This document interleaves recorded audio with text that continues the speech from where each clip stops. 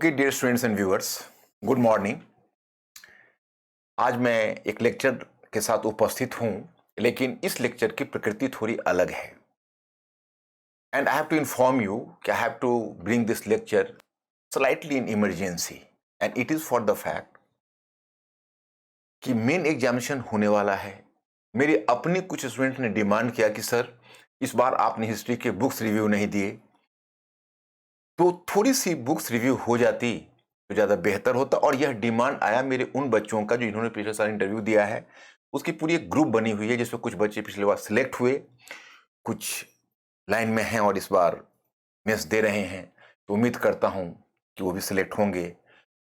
तो वैसे बच्चों की ओर से डिमांड आया कि आप सर कुछ हिस्ट्री ऑप्शनल के लिए कुछ हिस्ट्री के नए बुक्स पर परिचर्चा करिए, क्योंकि उन्होंने एक फायदा देखा इसका कि पिछली बार उन्होंने बुक्स का रेफरेंस दिया, उसका फायदा हुआ। और जैसा कि आप जानते हैं कि पिछली बार टॉपर ने भी बुक्स के रेफरेंसेस दिए हैं, हिस्ट्री के जो टॉपर रही है, and she has been rewarded. So ये बात स्पष्ट हो गई कि बुक में कुछ करना नहीं, रेफरेंस नहीं, केवल अगर उसका रेफरेंस और उसका कुछ सेंट्रल आइडिया आ जाए तो वही काफी होता है, सोने में सुहागा।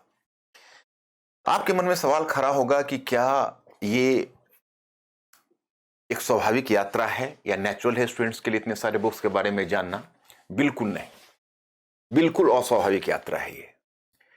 लेकिन मैं आपको बताऊं कि आप शुरू करेंगे बेसिक्स एनसीईआरटी बुक से। हालांकि एनसीईआरटी बुक्स को भी एसिमुलेट करना उतना आसान नहीं है, क्योंकि उसमें भी जब तक आप उनको समन्वित करके नहीं देखेंगे, चीज़ों को टॉपिक से टॉपिक को जोड़ कर नहीं पढ़ेंगे, we will not develop the proper confidence even in NCERT books. उसके बाद जो एक नॉर्मल प्रक्रिया होती है, आप कहीं क्लास करते हो या फिर बुक्स रीडिंग करते हो तो चलता है। लेकिन यह जो मैंने बुक्स रिव्यू लाया है, उसके दो तीन फायदे हैं। पहला फायदा तो यह है कि जिस तरह आपका न्यूज़पेपर का एक संसार है, करंट की दुनिया है, उसी प्रकार से एक पुस्तकों का भी संसार है। और एक बड़ा ही मिथ्या धारणा है यूपीएससी के बच्चों में कि भाई पुस्तकों का संसार केवल विद्वानों के लिए, स्कॉलर्स के लिए है, कॉमन बच्चे को उससे दूर रहना चाहिए। नहीं, मैं इसको नहीं मानता। मैं मानता हूं कि you are preparing for the highest job in India, so you deserve to be in touch with the latest current of the ideas. और लेटेस्ट करेंट ऑफ आइडियाज के सोर्स क्या है? उसके एक सोर्स हो सकते हैं न्यूज़पेपर्स, जर्नल्स, टीवी चैनल्स, और एक हो सकते हैं स्टैंडर्ड बुक, क्योंकि स्टैंडर्ड बुक के माध्यम से हम मास्टर माइंड के टच में आते हैं। फिर आपका दूसरा सवाल होगा कि क्या is it possible for the students to come in touch with such standard books? No, never. मैं खुद भी मना करूंगा। अगर आप स्टूडेंट के लेवल पर हो तो आपके पास पढ़ने का वक्त नहीं। लेकिन अगर ज्ञान बट रहा हो तो उसमें अगर थोड़ा आप ज्ञान का छौका अपने उत्तर में लगाते हो, जिससे आपके एक क्वेश्चन में अगर उस क्वेश्चन के मार्क्स 20 मार्क्स हैं, उससे अगर आपकी ज्यादा नहीं 2-3 मार्क्स भी पर क्वेश्चन बढ़ जाते हैं, तो कितने फायदे, उस फायदे को आप कैलकुलेट करिए। तो मैं शुरू करता हूं, अपने बच्चों को हमेशा सजेस्ट करता हूं कि एनसीईआरटी बुक से। और मैं एनसीईआरटी बुक्स उनको तभी पढ़वाता जब मेरे क्लास के साथ वो चलते हैं, क्योंकि मैं जानता हूं कि एनसीईआरटी बुक अगर सेपरेटली वो पढ़ेंगे तो उसके साथ जस्टिस कर नहीं पाएंगे। लेकिन मैं एंड करता हूं लेटेस्ट बुक पर। इस बार मैं नहीं दे पाया था बुक्स रिव्यू, और जब मेरे स्टूडेंट्स का डिमांड आया तो मैंने सोचा कि चलो 4-5 अभी 4 to 5 डेज उन बच्चों के लिए भी है जो 2022 में अपियर हो रहे हैं, और जो 2023 में अपियर हो रहे हैं उनके लिए तो टाइम ही टाइम अभी है। और इसके अलावा मेरे इस चैनल पर बहुत सारे बुक लवर्स हैं, वो बुक लवर्स को भी अगर कुछ नए बुक्स के बारे में सूचना मिलती है उससे लाभान्वित हो सकेंगे। आपको इसमें कुछ नहीं करना है। मैं जिन पुस्तकों का नाम बताऊं उसका नाम, ऑथर में आपको बुक्स का फोटोग्राफ इस पर होगा, आपके पीपीटी भी होंगे जिस पीपीटी को आप निकाल लेंगे, और मेरे लेक्चर को सुनते हुए एक बार से ज्यादा 2 बार 3 बार जैसा आपके लिए पॉसिबल हो, या फिर आप एक बार में पढ़ते हुए बस सारे बुक्स के सेंट्रल आइडिया में क्या कहना चाहता हूं उसको एक कॉपी में नोट डाउन कर लेंगे। और जहां जहां आपका टॉपिक होगा वहां पर आप उसको ज्ञान का छौका लगा दें। मतलब here actually I am not having the sufficient time, although I am dealing with the students from both the mediums simultaneously, Hindi and English medium, and I am seeking pardon from the students of English medium, and I am giving them the assurance that in future I have planned to frame the separate lecture for English medium students, but due to the dearth of time, presently I have to be bilingual. अब इस book review में मैं आपको खास terms English में बोल दूंगा, और वैसे भी मैं आपको बताऊं, वैसे भी जो बुक रिव्यू है वो तो इंग्लिश मीडियम का ही फेवर्ड है, क्योंकि बुक्स तो हिंदी मीडियम में वो मिलते नहीं है, इंग्लिश मीडियम में ही मिलते हैं। तो वैसे भी जब टर्म्स की बात होगी सब कुछ तो इंग्लिश में ही आ पाएगा। मैं हिंदी में बोलता रहूँगा ताकि हिंदी मीडियम के बच्चों को कोई परेशानी ना हो। तो हम स्टार्ट करते हैं, आप लोग ज़रा फॉलो करिए। देखिए, आप लोगों ने उपिंदर सिंह की बुक की काफ़ी चर्चा सुनी होगी। मतलब आज नौबत यह है कि मैं कई बार तो जनरल स्टडीज़ के स्टूडेंट्स भी बहुत इंथुजियास्टिकली बोलते हैं कि सर मैं उपिंदर सिंह की बुक एंशिएंट और अर्ली मिडिवल में पढ़ रहा हूँ। I am going to be surprised कि अगर ऑप्शनल का बच्चा देखता है, वो भी मैं हमेशा उपिंदर सिंह की बुक रेफरेंस बुक के रूप में यूज़ करने के लिए बोलता हूँ, अगर जो करना चाहे।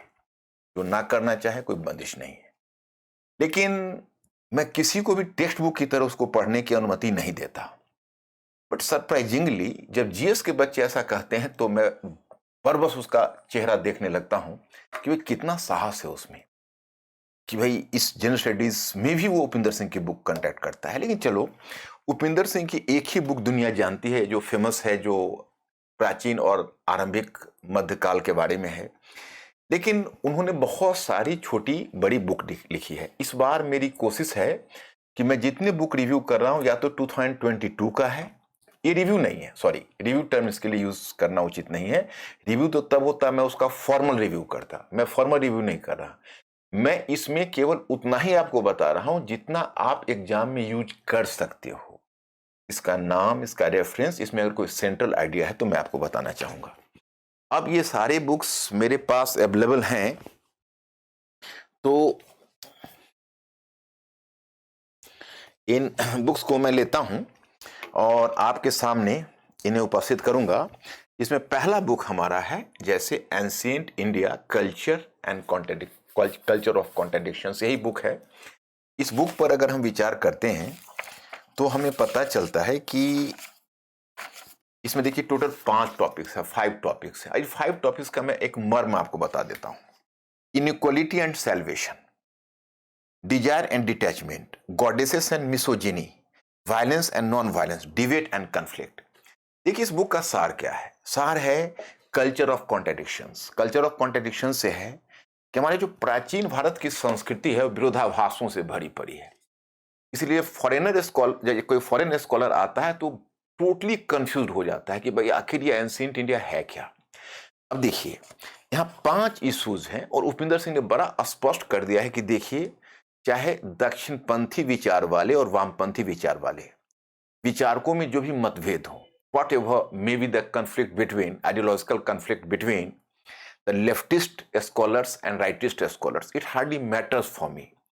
I am going to discuss all the topics while keeping myself above from this so-called conflict of ism.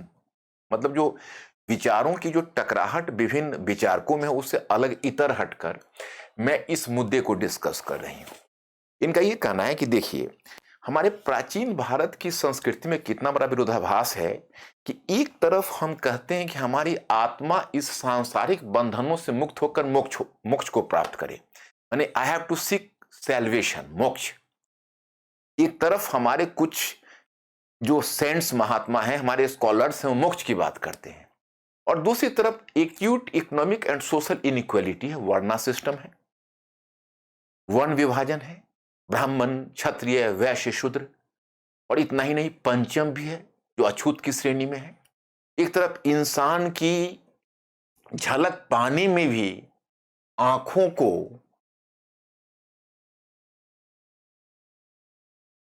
अपवित्र होने का खतरा बताया जाता है, प्राचीन ग्रंथ में कोई इस तरह के ग्रंथ हैं, और दूसरी तरफ फिर वही ग्रंथ सैल्वेशन और आत्मिक मुक्ति की बात करता है। तो आखिर ये सोशल इनइक्वालिटी और मोक्ष, ये दोनों को हमारा एंशिएंट हिस्ट्री कैसे बनाकर रख पाया? और जब हमें मोक्ष चाहिए, जब संसार मिथ्या है, जब संसार ही माया है, तो फिर ये आर्थिक और सामाजिक विभाजन कैसे? दूसरा विरोधाभास उन्होंने कहा कि देखिए, डिजायर एंड डिटैचमेंट, एक तरफ हम लोग कहते हैं कि अपनी इच्छाओं पर काबू पालो, तृष्णा का अंत करो, डिटैच्ड हो जाओ, ये संसार से अलग हो, और दूसरी तरफ हमें डिजायर की भी भावना है। डिजायर का मतलब हुआ कि हमें एक अभिलाषा भी है। आप देखोगे एंशिएंट हिस्ट्री में तो आपको बहुत सारे प्राचीन साहित्य ऐसे मिलेंगे जो कामुक भी हैं। यहीं पर वात्सायन का कामसूत्र लिखा गया है, जिसमें हर प्रकार के रति सुखों की चर्चा है। आप देखेंगे हमारे जो प्राचीन ग्रंथ है, प्राचीन टेम्पल्स में जाएंगे, कोणार्क के टेम्पल्स में और अजंता के टेम्पल्स में जाएंगे, तो वहां पर आपको इतने इरोटिक सीन्स मिलेंगे। इरोटिक सीन्स मतलब इतने कामुक दृश्य मिलेंगे कि आपको लगेगा कि प्राचीन भारत के लोग अपने वासनात्मक, स्त्री पुरुष वासनात्मक संबंधों को कितना सेलिब्रेट करते थे, जीवन की कैसी सुख भोग की इच्छा को बनाए हुए थे। और दूसरी तरफ फिर कहते हैं संसार माया है। तो आखिर ये विरोधाभास कैसे? तीसरा उन्होंने कहा कि वायलेंस एंड नॉन वायलेंस। उन्होंने कहा कि हमारे संस्कृति में एक आम धारणा यह है कि हम प्राचीन भारत के लोग, या हमारी संस्कृति नॉन वायलेंट है, अहिंसक है। और कहीं ना कहीं हमारे इस धारणा को विकसित करने में हमारे राष्ट्रीय आंदोलन, विशेषकर गांधी के सत्याग्रह आंदोलन की बहुत बड़ी भूमिका है। लेकिन सच्चाई ऐसा नहीं है।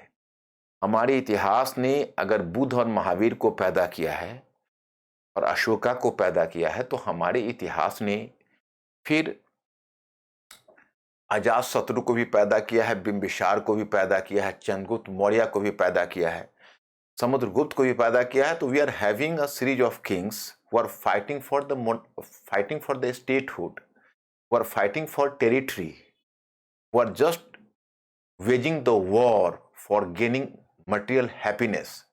तो दोनों चीजें हैं। अगर भौतिक सुख के लिए हम एक तरफ चाहत रखते हैं, तो उसके लिए हम युद्ध भी करते हैं, संघर्ष भी करते हैं। आपको इतिहास में ऐसे बहुत सारे उदाहरण मिल जाएंगे कि पुत्र ने पिता को मारकर गद्दी प्राप्त किया, लेकिन फिर दूसरी तरफ हम कहते हैं हमारी संस्कृति नॉन वायलेंट है, यानी अहिंसक है। तो इनका कहना है कि उसी प्रकार से एक और भी आपको देखिएगा, और वह यह है कि गॉडेस एंड मिसोजिनी। जब एक तरफ महिला की पूजा होती है, एक तरफ देवी को इतना सम्मानजनक स्थान प्राप्त है, तो फिर महिलाओं का एक्सप्लॉयटेशन क्यों? फिर पुरुष और महिला के बीच विरोधाभास क्यों? फिर उनके पोजीशन को डिग्रेड क्यों किया जाता है समाज में? ये दोनों हमारे प्राचीन भारत के इतिहास में भरा पड़ा है। दोनों तरह के उदाहरण हैं। हम एक तरफ स्पिरिचुअल लेवल पर कुछ और सोचते, बट रियल लेवल पर हम वहां पर उसके साथ कॉम्प्रोमाइज करते। जो वास्तविक स्तर है उसमें हम उस बड़प्पन को नहीं निभा पाते जो हमारे ग्रंथ जो बात करते हैं। ये विरोधाभास कहीं ना कहीं हमारी संस्कृति का हिस्सा है, और हम इस विरोधाभास को जितने बढ़िया ढंग से समझ पाए, हम प्राचीन भारत के इतिहास को समझ। तो ये इन्होंने एक बात कही, और एक इन्होंने डिजायर, एक इन्होंने और भी कहा, और वह है debate and conflict. Debate and conflict से मतलब है डिबेट, मतलब आप शायद किसी दूसरे देश देखोगे जहां विचारों की इतनी आजादी आपको मिलेगी जितना प्राचीन भारत में मिलेगी, क्योंकि खुले बहस की छूट है। शास्त्रार्थ, बौद्धों और जैनियों के बीच शास्त्रार्थ, बौद्ध और ब्राह्मणों के बीच शास्त्रार्थ। शंकराचार्य तो शास्त्रार्थ के लिए ही जाने जाते हैं। इसलिए द डिबेट, बट कन्फ्लिक्ट भी है। विचार को दबाए जाने के भी साक्ष्य मिलते हैं, ऐसा नहीं है कि नहीं मिलते हैं। आपको कई ऐसे एग्जाम्पल्स हिस्ट्री में मिल जाएंगे, जैसे अब शशांक को देखिए, बुद्ध वृक्ष को नष्ट किया। कुशमी शुंग वाली तो र्यूमर हम मानकर चलते हैं, वो सच्चाई नहीं है। लेकिन हर्षवर्धन के समय ही आप देखेंगे ब्राह्मण्स आर नॉट हैप्पी, वो संतुष्ट नहीं है। तो जब उसने बुद्धिज्म को पैट्रोनाइज किया है, तो बहुत सारे कुछ ऐसे भी एग्जाम्पल हमें मिलेंगे जहां हमें कहीं ना कहीं किसी धर्म विशेष को फेवर करने की भी चर्चा मिलती है। जैसे चोलों को लीजिए, वो शैवा थे, तो कहीं ना कहीं वैष्णविज्म के साथ डिस्क्रिमिनेशन का भी साक्ष्य मिल जाता है। इक्का दुक्का उदाहरण आपको मिल जाएंगे। We are our history is full of examples full of references, मतलब इस तरह के इतिहास में एग्जाम्पल प्राचीन भारत में बहुत आम जैसी बात है। तो इस पर मैंने बच्चों को एक दो क्वेश्चन मैंने सेट भी किया हुआ है। अपना जो टेस्ट सीरीज था उसमें इस बुक से मैंने क्वेश्चन निकाल कर भी सेट किया हुआ है। जो जिन्होंने टेस्ट सीरीज में हिस्सा लिया होगा वो जानते होंगे इसको कैसे डील किया जाए। अब देखिए, ये जो बुक है lords of the Deccan southern India from Chalukyas to the Cholas, मतलब चालुक्यास से चोलाज तक जो साउदर्न इंडिया की हिस्ट्री है उस पर चर्चा की गई है। और इसके लेखक है अनिरुद्ध कनिसेट्टी। अब अनिरुद्ध कनिसेट्टी कोई बहुत सीजन हिस्टोरियंस नहीं है, ये बात मैं मानता हूं, एंड ही है just a starter you can say.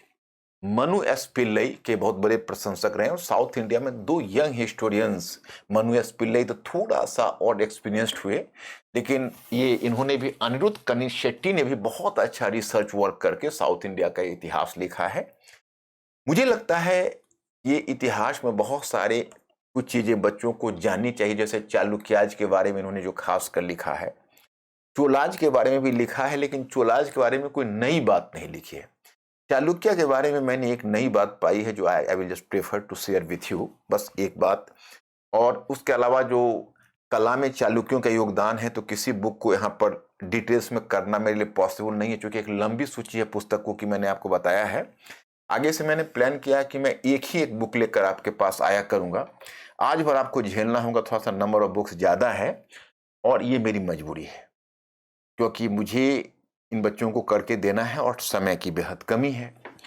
तो इसमें देखिए, इनका जो लॉर्ड्स ऑफ द डेक्कन है, इसमें तो इन्होंने एक बहुत ही कॉमन प्रश्न उठाया है चालुक्याज और हर्षा के कन्फ्लिक्ट का। मतलब एक जो नॉर्मल एक साउथ इंडियन हिस्टोरियन, उसका एक जो नॉर्मल कंप्लेन होता है, वो नॉर्मल कंप्लेन इनका भी है। एक सामान्य सी शिकायत होती है दक्षिण भारत के इतिहासकारों की कि जो भारत का इतिहास रहा है वो गंगा घाटी केंद्रित रहा है, that is called Ganga valley centric. और यही एक आम शिकायत इनकी भी है, क्योंकि देखिए अब हम लोग क्या करते हैं कि हम लोग प्राचीन भारत, मध्यकालीन भारत और आधुनिक भारत का ही विभाजन करते हो, या आरंभ आप पूर्व मध्यकाल का ही विभाजन करते हो, ancient history, early medieval history and modern history. तो आप एक तिथि ले लेते हो, आप कहते हो 750 सी के बाद अर्ली मेडिवल एज शुरू हुआ, यानी पूर्व मध्यकाल का आरंभ हुआ। इनका कहना है कि भाई आपका पूर्व मध्यकाल आपके लिए है सामंतवाद का उद्भव पूर्व मध्यकाल है, तो आपका जो नॉर्थ इंडिया का प्रॉब्लम है वो अलग है, हमारे साउथ इंडिया का प्रॉब्लम अलग है। तो आप नॉर्थ इंडिया के पैरामीटर से आप साउथ इंडिया के इतिहास में आप चेंज का मूल्यांकन कैसे कर सकते हो? We are having another basis for the change. हमारा परिवर्तन का अलग आधार है, आप अपने आधार को जबरन आप हमारा स्टैंडर्ड बना रहे हो, हमारे लिए मानक बना रहे हो, ये उचित नहीं है। खैर वो तो अलग बात है। इनका मैं एक चीज दिखाना चाहता हूं, इस बुक में जो आउटस्टैंडिंग चीज मुझे मिली है वो ये मिली है कि इन्होंने बताया कि देखिए अब हर्षवर्धन है, मैं आपको हर्षवर्धन का एम्पायर, तो ये हर्षा का एम्पायर है। और ये बताते हैं कि हर्षा और चालुक्य का जो पुलकेशिन सेकेंड का जो कन्फ्लिक्ट हुआ है, हमने भी अपने बच्चों को बताया। नॉर्मली जो वेल इस्टेब्लिश्ड फैक्ट है वो ये है कि ये जो चालुक्यन हैं उनका कहीं ना कहीं बल्लवी के मैत्रक रूलर्स के साथ ज़्यादा प्रॉक्सिमिटी थी, जो हर्षा के चिंता का कारण था, और इसीलिए इन दोनों के बीच कहीं ना कहीं बोन ऑफ कंटेंशन बल्लवी का मैत्रक रहा है। इन्होंने एक नई बात दी, इन्होंने कहा कि ये जो गुजरात में जो लाट क्षेत्र है, ये कहते हैं कि जो लाटा क्षेत्र है, वो लाट क्षेत्र गुजरात वो बेसिकली कोस्टल रीजन है। और हर्षवर्धन ने यहाँ बंगाल तक जीता था, और हर्षा का प्लान था यहाँ के तटीय व्यापार पर हमारा कब्जा हो गया है, अब पश्चिम के तटीय बाजार पर हमारा कब्जा हो जाए। तो लाट का जो राज्य था वो भयभीत हो गया कि हर्षवर्धन अपनी प्रभुता का विस्तार गुजरात में कर लेगा। तो वो पुलकेशिन द्वितीय को इनवाइट किया कि आप आइए और हम आपके साथ मित्रता करना चाहते हैं। तो वहां पर एक कनिसेट्टी ने एक बड़ा अच्छी बात इशारा किया, उन्होंने कहा कि देखिए ये जरूर चालुक्य रूलर थोड़ा रिस्क ले रहा था, जोखिम ले रहा था। क्यों जोखिम ले रहा था? तो ये जो लाटा का रूलर है वो इसलिए जोखिम ले रहा था, सॉरी चालुक्य रूलर नहीं, लाटा का रूलर, जो लाट क्षेत्र का जो शासक था, क्योंकि किसी दक्षिण भारत के शासक को आप निमंत्रण दे रहे हो कि आप गुजरात के तटीय क्षेत्र पर कब्जा करिए, या आप आइए, आप हमारे साथ मिलकर कोई अलायंस करिए। इसका मतलब है कि आप अपने उत्तर के मामले में या गुजरात के तटीय व्यापार के मामले में दक्षिण भारत के उस शासक को आप निमंत्रण दे रहे हो, अब तक दक्षिण भारत के किसी भी शासक ने उसमें हस्तक्षेप करने की हिम्मत नहीं जुटाई थी या उन्होंने कोशिश नहीं की थी। अब स्वयं आप कोशिश करवा रहे हो और इसको कारण मानते हैं कि हर्षवर्धन और पुलकेशिन सेकेंड के बीच जो वॉर हुआ है उसका वो कारण बताते हैं। एक अलग इंटरप्रिटेशन है, अलग व्याख्या है। अगर आपको जीवन में कभी उपयोग हो तो उसमें देखिए, लिखने में इस बात के लिए आप हमेशा सावधानी बरतें कि सोशल साइंस में मैंने हमेशा अपने स्टूडेंट्स को, अपने रीडर्स को, सभी को हमने प्रशिक्षित किया है कि सोशल साइंस में कोई अंतिम शब्द होता नहीं है। तो लिखने में सावधानी बरतनी चाहिए कि एक दृष्टिकोण यह भी उभर कर आया है और हिस्टोरियन का नाम उन्होंने यह संकेत दिया है। अब ये हम नहीं क्लियर कर सकते कि हम उनके साथ एग्री कर रहे हैं, डिसएग्री कर रहे हैं, ये आपका प्रॉब्लम है। But I will impress the examiner कि अरे चलो हम तो लेटेस्ट टच में है, कनिसेट्टी की बुक आई, उन्होंने नया एक अप्रोच दिया, मुझे पता है। वो भी कोई आवश्यक नहीं कि मैं लिखूं ही, अगर क्वेश्चन डिमांड किया, अपॉर्चुनिटी आई तो मैं लिख सकता हूं। अगर नहीं है तो चलो, मेरे तुनीर में एक तीर यह भी है जो रखा हुआ है, रहेगा, कभी जीवन में इस्तेमाल हो जाए, किसी इंटरव्यू में होगा, कहीं भी होगा। ज्ञान तो कभी व्यर्थ जाता नहीं। तो इसके बाद चलिए अब हम आपको ये जो बुक है पेगी मोहन, इसका मैं भी नहीं समझ पा रहा हूं कि डायरेक्ट इस्तेमाल इसका मैं कहां कर पाऊंगा। डायरेक्ट इस्तेमाल मैं इसलिए नहीं कर पाऊंगा क्योंकि पेगी मोहन का जो वॉन्डरर्स किंग्स एंड मर्चेंट्स है, the story of India through it's languages, तो पेगी मोहन एक महिला लेखिका हैं। इनकी इस पुस्तक की काफी सराहना हुई है क्योंकि इन्होंने लैंग्वेज के इतिहास पर लिखा है और लैंग्वेज के इतिहास पर बेसिकली इनका लिखना यह है, इन्होंने कहा है कि उत्तर भारत से लेकर दक्षिण भारत तक कैसे लैंग्वेज स्प्रेड करते हैं और कैसे जनसंख्या के प्रवास के साथ भाषा का भी प्रवास होता है और एक भाषा की शब्दावलियां, उसकी जो लेक्सिकन होती है, वो दूसरी भाषा की शब्दावलियों का हिस्सा हो जाती है। वो बताते हैं कि वैदिक आर्य आए तो उन्होंने जो संस्कृत भाषा लाई, वो संस्कृत यहाँ के गैर आर्य भाषा के साथ मिक्स हुई।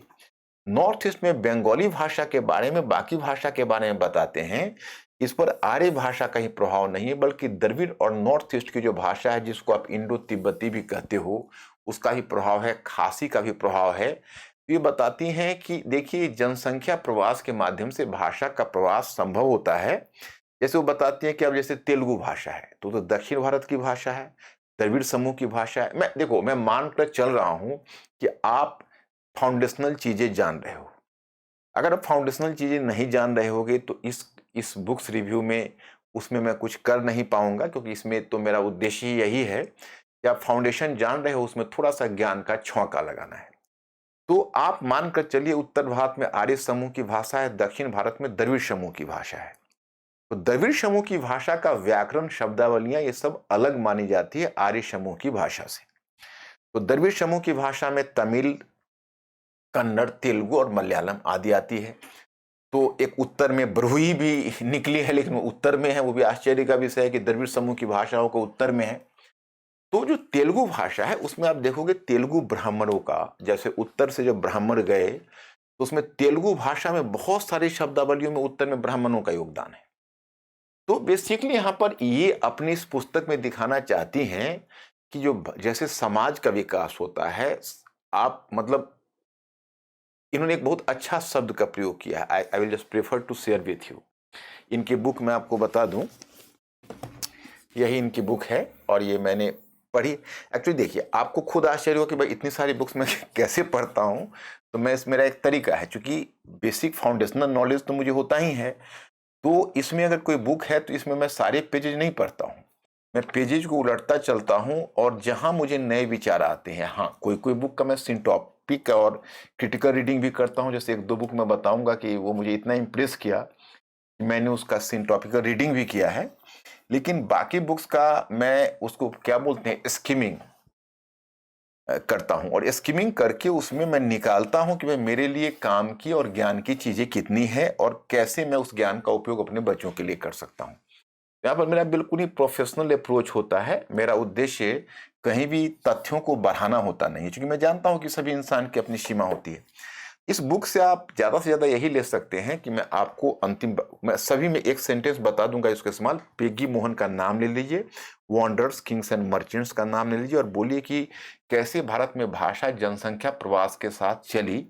जैसे हमें डीएनए फुट प्रिंटिंग से हमें जनसंख्या के ओरिजिन का पता चलता है, मिक्सिंग का पता चलता है, उसी प्रकार से अगर हम भाषाओं का अध्ययन करते हैं तो भाषाओं से भी हमें जनसंख्या के प्रवास का पता चलता है कि कहाँ कहाँ जनसंख्या गई और कैसे एक की शब्दावली दूसरे के साथ मिलती गई। आप इनका नाम केवल ले लेना, बस इससे ज्यादा आपको कुछ नहीं करना, इसको हम अलग रख देते हैं। अब चलते हैं हम, ये देखिए अब मेडिवल हिस्ट्री में मैं आया तो ये जो the lotus and the lion है, ये है रिचर्ड एम एटन।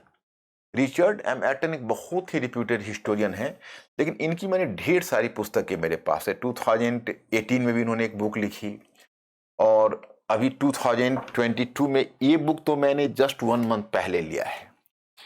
तो जो रिचर्ड एम एटन की जो बुक है, इसमें ये थोड़ी सी मैनिपुलेशन करते हैं। मैनिपुलेशन ऐसे करते हैं कि कुछ पुराने अपने आर्टिकल्स और बुक को फिर उसी को रिसफल करके या फिर उसी को थोड़ा सा मॉडिफाई करके डाल देते हैं। उद्देश्य हो सकता है फिर कई बार ठगे हुए से भी महसूस करते हैं, क्योंकि उसके बहुत सारे प्रीवियस आर्टिकल्स पढ़ चुके होते हैं। फिर भी चलिए हम उसको वेस्टेज इसलिए नहीं मानते हैं क्योंकि कोई भी ऑथर अगर पुराने आर्टिकल्स में से कुछ को रिपीट भी करता है तो कुछ ना कुछ नए आर्टिकल्स तो देता ही, और प्लस वो उसका जो खास के इंट्रोडक्शन वाला जो चैप्टर होता है उसमें नए आइडियाज का मिक्सिंग होता है, तो उसका हम फायदा उठाते हैं। देखो ये बुक में मैं आपको जस्ट 1 मिनट लेता हूं, तो मैं आपको ये बुक दिखाता हूं। ये जो बुक है ये है the lotus and the lion, ये मैंने पढ़ा है। और इस बुक में तो है तो देखिए बहुत लंबी और बड़ी चौड़ी कहानी।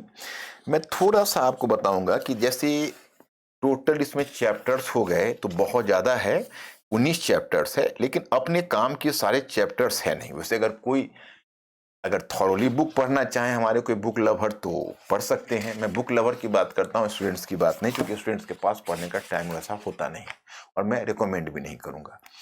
इसमें मुझे जो सबसे इम्प्रेसिव आर्टिकल लगा, 2 आर्टिकल इम्प्रेसिव लगा लेकिन काम का एक ही लगा, नहीं काम का 2 लगा।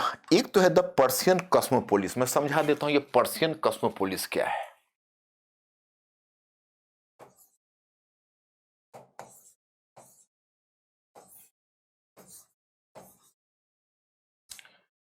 पर्शियन कॉस्मोपोलिस, अब इसको कहेंगे हिंदी में क्या कहें तो हिंदी में इसको कहते हैं फारसी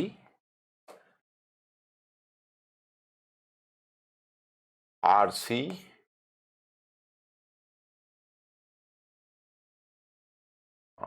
फारसी विश्व। अब यही करना पड़ेगा, दूसरा तो इसका अनुवाद मुझे नहीं दिख रहा है। कॉस्मोपोलिस कहां से आया था? आपने एक टर्म सुना कॉस्मोपोलिटन यानी वैश्विक, वही फारसी कॉस्मोपोलिट है।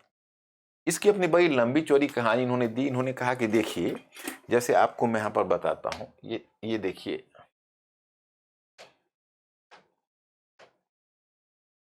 मैं एक आपको उदाहरण बताता हूं। अब देखिए ये है, ये पूरा आप देख रहे हो ना, ये है अरब क्षेत्र।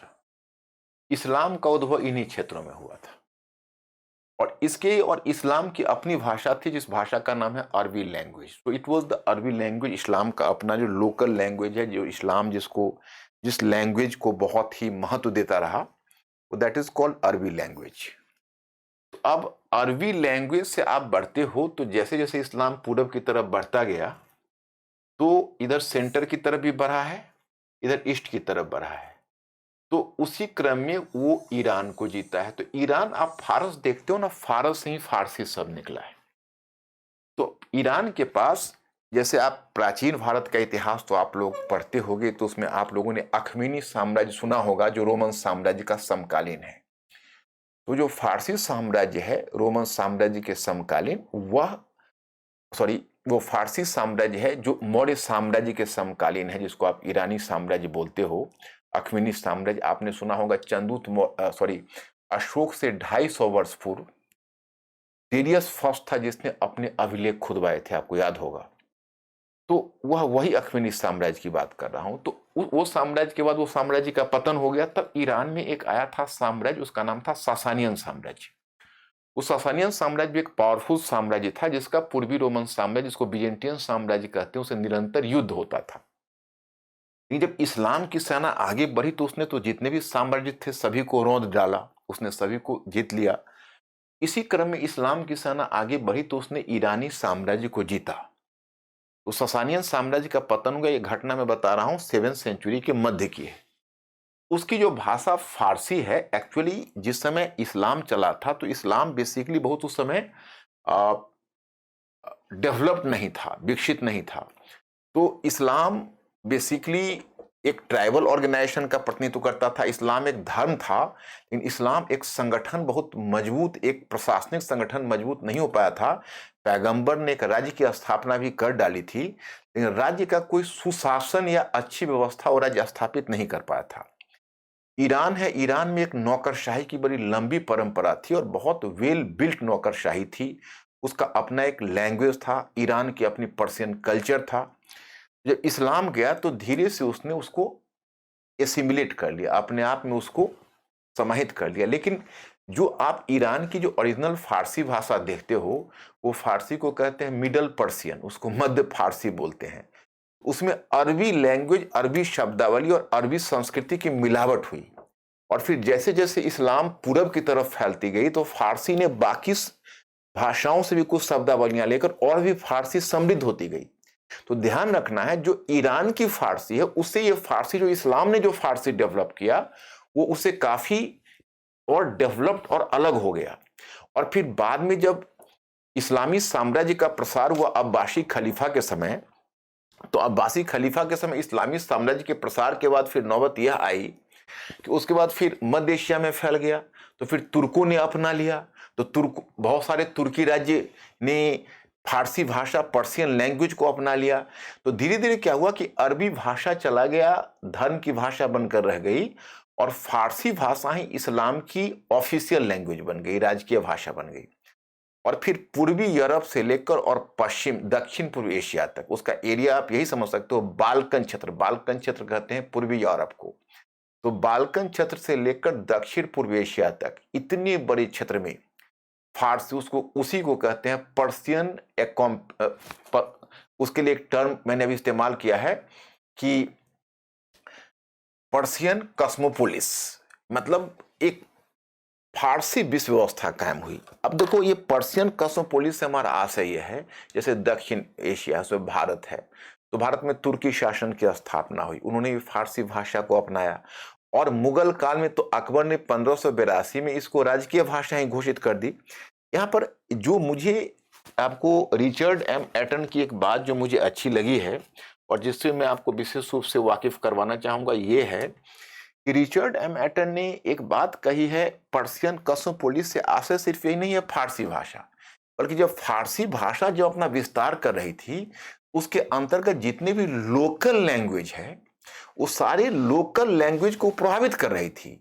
जैसे आप देखोगे हिंदी का विकास हुआ, हिंदी, तो हिंदी ने बहुत सारे पर्शियन टर्म्स को ले लिए, तो फिर क्या हुआ, उर्दू डेवलप कर गया। उसी प्रकार से दक्षिण भारत की जो भाषा थी, वहां पर भी आप देखोगे क्या होगा, वहां पर भी एक दक्षिण दक्षिण दक्षिण भारत में दखनी डेवलप कर गई, दखनी भाषा, वो लोकल लैंग्वेज प्लस फारसी के मिक्सअप से दखनी भाषा डेवलप कर गई। तो वह कहने के लिए तो लोकल भाषा थी, लेकिन उस पर तो फारसी संस्कृति का प्रभाव हो गया। तो यहीं पर मैं एक चीज आपको और भी आपको बताना चाहूंगा, ये शब्द को आप भी देख लेंगे, जैसे जब भी आपको पर्शियन कॉस्मोपोलिस शब्द मिलेगा, आप याद कर लेना कि ये रिचर्ड एम एटन का टर्म है। इसके अलावा मैं एक और टर्म आपको देता हूं, जैसे पर्शियन कॉस्मोपोलिस है ना, उसी तरह है संस्कृत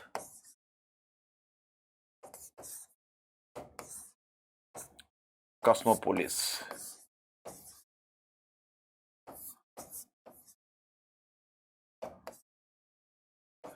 संस्कृत कॉस्मोपोलिस, और इसको कहोगे संस्कृत विश्व।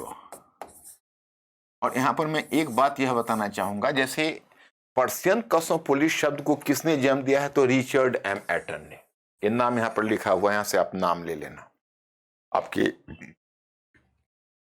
पीपीटी में भी है। और संस्कृत भी, जिसको आप संस्कृत कॉस्मोपोलिस कहते हैं, इसको जन्म दिया है शेल्डन पुलॉक ने। ये भारत एक वेस्टर्न थिंकर है जो इंडिया में ही अपना समय काट दिया और जिसने इंडिया के संस्कृत के अध्ययन में बहुत रुचि ली है, शेल्डन पुलॉक। इसने इसने माना सबसे पहले, मतलब फारसी के आगमन से पहले इसने बताया कि पहले भारत में एक संस्कृत कॉस्मोपोलिस था जो पश्चिम अफगानिस्तान से लेकर दक्षिण पूर्व एशिया तक फैला हुआ था, वो कॉस्मोपोलिस। और बाद में जब फारसी कॉस्मोपोलिस का विकास हुआ तो वह बाल्कन क्षेत्र से लेकर और फिर दक्षिण पूर्व एशिया तक फैल गया। ये जो पूरी जो ये रिचर्ड एम एटन का जो मेन थीम है वो ये है कि कैसे संस्कृत कॉस्मोपोलिस और पर्शियन कॉस्मोपोलिस, मतलब संस्कृत विश्व और फारसी विश्व के बीच कैसे आदान प्रदान हुआ। तो भले ही आप हिंदू मुस्लिम संघर्ष की जितनी भी बात कर लें, लेकिन सच्चाई यह है कि ये दो अलग अलग संस्कृतियों का बहुत हद तक मेल हुआ है। इन दोनों में शब्दावलियों का हस्तांतरण हुआ है, इन दोनों में विचारों का आदान प्रदान हुआ है। और आप याद करिए, मैं आपको इनवाइट करता हूं कि आप जीएस के प्रश्न पत्र को देखिए 2020 वाले को। तो वो क्या लिखता है कि मुझे जहां तक वो क्वेश्चन याद है कि मध्यकालीन भारत की जो मूल स्वर है वह फारसी मध्यकालीन भारत की मूल संवेदना को व्यक्त करता है। इस कथन का विवेचन कीजिए, यही क्वेश्चन आपको मिलेगा। डिस्कस कि कैसे पर्शियन जो मूल फारसी किस प्रकार से हिंदुस्तान की मूल संवेदना को व्यक्त करती है। तो मूल संवेदना का आशा सिर्फ यही नहीं है कि फारसी भाषा व्यक्त कर रही है, मूल संवेदना का आशा यह है कि फारसी भाषा ने जितने भी हमारे भारत के क्षेत्रीय भाषाओं हैं उन पर प्रभाव छोड़ा है। उर्दू तो उसका प्रत्यक्ष अवतार है और अप्रत्यक्ष अवतार में आप जितनी भी भाषाओं देखोगे उसमें पर्याप्त फारसी शब्द मिले। तो ये मुझे एक अच्छा लगा। एक इनका चैप्टर और भी है लेकिन मुझे बहुत इंप्रेस नहीं किया, क्योंकि मुझे यह थोड़ा सा या जज कम और वकील ज्यादा दिखे, क्योंकि इनका एक टॉपिक इन्होंने तुलना की हुई है अकबर और औरंगजेब की। और औरंगजेब और अकबर का इन्होंने तुलना करते हुए, जैसे मार्शल हॉक्सन्स आइडियाज एंड कोर्स, ये बहुत अच्छा इन्होंने, ये चैप्टर इनका ठीक है। इंडिया इस्लामिक ट्रेडिशंस, ये भी इनका ठीक है। लेकिन इन्होंने जो एक आइडिया जो दिया है दैट वाज नॉट इम्प्रेसिव कि जैसे 4 टाइप ऑफ मुगल फ्रंटियर्स, इन्होंने बहुत अच्छा ये टॉपिक लिखा है। लेकिन should we reconsider Akbar Alamgir बानरी, मतलब इनका कहना है कि अकबर और औरंगजेब को जो दो अलग अलग पार्टों में आप बांट कर देखते हैं, दोनों में कोई खास अंतर नहीं है। ये मुझे बहुत इम्प्रेसिव नहीं लगा, क्योंकि ये ऐसा लगा जैसे रिचर्ड एम एटन औरंगजेब को बचाना चाहते हैं, लेकिन इनका फैक्ट गलत नहीं था, इनका फैक्ट्स करेक्ट था, लेकिन इनका आर्गुमेंट मुझे थोड़ा सा ज्यादा लेफ्टिस्ट लगा। तो इसलिए I have just left it, और इस पर मैं चर्चा नहीं करना चाहूंगा, इसको छोड़ने में ही फायदा है। हम आगे बढ़ते हैं। आप केवल इन दोनों को ध्यान रखना, अगर कभी जरूरत हो तो इसका उपयोग आप कर सकते हो किसी भी एग्जाम में। अब मैं सीधा मॉडर्न में आपको क्यों लाऊं, मैं मेडिवल में ही कुछ और बुक्स की देखता हूं। ये जैसे देखिए, ये बुक है Mughals and the Sufis. Mughals and the Sufis, that is the better and very good book, you know. देखिए, ये है बुक आपका। ये बुक इसी वर्ष निकली है, 2022 की ही बुक है। और ये जो बुक मुझे, ये बुक ने नहीं, सॉरी, 2021 के लास्ट में निकला है, लेकिन लास्ट में निकला है। तो मैं आपको ये बात बताना चाहता कि ये बुक इतना इम्प्रेसिव है, क्योंकि वैसे मुजफ्फर आलम मेडिवल हिस्ट्री में आज बहुत बड़े और रिप्यूटेड स्कॉलर हैं। हिस्टोग्राफी का अगर आप नॉलेज रखते होंगे तो आप जानते होंगे कि अमूमन जो मुगल, डिक्लाइन ऑफ मुगल या 18th सेंचुरी के इंडिया पर, first half of 18th century पर काम करने वाले हिस्टोरियंस में 3 ग्रुप ऑफ हिस्टोरियंस आप मानिए। एक तरफ इंपायर सेंटरिक व्यू रखने वाले सर जगन्नाथ सरकार जैसे स्कॉलर्स हैं, जो एक ग्रुप के स्कॉलर हैं। दूसरा अलीगढ़ स्कॉलर्स हैं, जो मोहम्मद हबीब से लेकर इरफान हबीब तक ये स्कॉलर्स इस श्रेणी में हैं। मोहम्मद हबीब ने तो मुगल पर काम नहीं के बराबर ही किया है, उन्होंने ने किया है, टेक्नोलॉजी पर किया है, लेकिन मुख्य रूप से सल्तनत पर उन्होंने काम किया है। इरफान हबीब, इक़्तिदार आलम खान हैं, अथर अली हैं, तो ये सब स्कॉलर्स ने काम किया। उसके बाद तीसरे ग्रुप में स्कॉलर्स आते हैं मुजफ्फर आलम, संजय सुब्रमण्यम, चेतन सिंह, ये सब स्कॉलर्स हैं। इन सब का रीजन सेंटरिक व्यू है। तो मुजफ्फर आलम है तो बहुत अच्छे रिप्यूटेड स्कॉलर, इनका तर्क क्या है मैं आपको बताना चाहूंगा। इनके बुक का नाम the Mughals and the Sufis. The Mughals and the Sufis में है कि अमूमन इन्होंने एक बात उठाई, इन्होंने कहा कि देखिए ये केवल समस्या मुगल के लिए नहीं थी, ये समस्या जितनी भी मुस्लिम शासक इंडिया में थे उनके लिए समस्या थी। जैसे तुर्की शासक आए तो जो मुस्लिम शरीयत है वो कहता था कि आप हिंदुओं को, जो हिंदू यहाँ पर मूर्ति पूजक हैं या फिर आप यहाँ पर हिंदुओं को जबरन इस्लाम में धर्मांतरित करवाइए, या जो मुस्लिम शरीयत का दबाव था या जो उलेमाओं या कट्टर उलेमा है उनका दबाव है कि भाई या तो हिंदुओं को विकल्प दीजिए कि वो इस्लाम को कबूल करे और ना तो जाए, क्योंकि यहाँ पर तो फिर बिना इस्लाम का कैसे होगा। तो उस समय जो तुर्की शासक है इन्होंने यहीं से चर्चा शुरू की है। तो तुर्की शासकों ने इसका जवाब दिया कि देखिए हिंदुस्तान में मुसलमानों की संख्या बहुत कम है और हिंदू की बहुत बड़ी संख्या है, इसलिए यह नीति यहाँ चल नहीं सकती, इसलिए हमें यह नीति यहाँ हिंदुस्तान की परिस्थितियों को देखकर मॉडिफाई करना पड़ेगा। तो इनका कहना है कि यह समस्या मुगल के सामने भी आई, चाहे जो भी मुगल से पहले तुर्की शासकों के समक्ष भी थी। तो इसीलिए यहाँ पर उन्होंने सूफियों का सहारा ज्यादा लिया, क्योंकि सूफियों का थोड़ा लिबरल अप्रोच था, तो सूफियों से उनका रास्ता निकल जाता था। वो एक यहाँ पर हिंदू बहुसंख्यक पर शासन करते थे, तो उनको उलेमाओं के साथ चलना ज़्यादा लाभदायक नहीं था, बल्कि सूफियों को साथ लेकर चलना उनके लिए ज़्यादा उपयोगी था, तो उन्होंने सूफियों को ज़्यादा महत्व दिया। लेकिन इस बुक का जो थीम है, वो मेन थीम इस बुक का ये है कि जैसे नॉर्मली माना जाता है कि जो मुगल शासक थे उदार थे, चिश्ती सिलसिला, जैसे आप देखोगे सूफी सिलसिला में चिश्ती सिलसिला सबसे उदार है, तो कहते हैं कि भाई मुगल शासक थे तो चिश्ती सिलसिला को इन्होंने संरक्षण दिया है। लेकिन इनका कहना है कि ऐसी बात नहीं कि चिश्ती सिलसिला को ही संरक्षण दिया है, इन्होंने चिश्ती के ऐसी बात नहीं है। जब शुरू में बाबर थे, हुमायूं थे, अकबर से पूर्व, तो सेंट्रल एशिया में मुगल नक्शबंदी को संरक्षण देते थे, लेकिन जब अकबर का आगमन हुआ तो अकबर ने नक्शबंदी की जगह चिश्ती सिलसिला को संरक्षण दिया, क्योंकि अकबर का उदार दृष्टिकोण था और जो नक्शबंदी का दृष्टिकोण था वो अकबर से नहीं मिलता था, इसलिए अकबर ने मुख्य रूप से चिश्ती सिलसिला को अपना कर चला। इस प्रकार से इस टॉपिक का यही सार है और एक्सक्लूसिव दारा सिकोह पर इसका विशेष फोकस है। इस बार तो प्रीलिम्स में इससे क्वेश्चन ही पूछा था, मैंने डिस्कस करने में आपको बताया था कि एक निजामुद्दीन पानीपती है, उसने योग वशिष्ठ का अनुवाद अकबर के समय किया। इन्होंने मुद्दा उठाया कि जब निजामुद्दीन पानीपती ने जब ऑलरेडी योगा वशिष्ठ का अनुवाद कर दिया था, तो फिर इनको अनुवाद करने की जरूरत क्यों पड़ी? फिर दोबारा दारा शिकोह को 1656 में दारा शिकोह को अनुवाद करने की जरूरत क्यों पड़ी? तो ये तर्क देते हैं योग वशिष्ठ का मतलब हुआ कि जो रामचंद्र थे, जब उनका सिंहासनारोहण होना था तो अपने गुरु वशिष्ठ उन्होंने शिक्षा प्राप्त की और वो एक आदर्श राजा बनना चाहते थे। तो दारा शिकोह की महत्वाकांक्षा थी कि मैं एक शासक बनूं, तो एक्चुअली वो अपने आप को एक शासक बनने के लिए तैयार कर रहा था, इसलिए जानबूझ के उसने हिंदुओं की सदिच्छा जीतने के लिए योग वशिष्ठ का मॉडल दिया कि मैं भी राजा राम की तरह एक आदर्श शासक बनना चाहता। तो मतलब ये इनका कहना है कि कहीं ना कहीं यहाँ पर दारा शिकोह की जो महत्वाकांक्षा है वो कहीं ना कहीं एक आदर्श राजा की तरफ जाता है। तो यही इस बुक का सार है। उसके अलावा मुगल हरम पर सूफियों का क्या प्रभाव है वो भी काम है। लेकिन आप जानते हो कि मेरे पास समय इतना कम है, कहीं पर रुकना संभव नहीं है, हल्का हल्का छौंका मारता चलता हूँ। बुक का नाम देखते चलिए आप लोग, और जहां अगर यूज कर सकते हो आप इसको यूज कर लेना। ये अकबर ऑफ हिंदुस्तान, देखो ये Parvati Sharma basically she from English literature. इन पर जहांगीर पर जो इनका काम था, वो जहांगीर पर इनका काम बहुत सक्सेसफुल रहा है।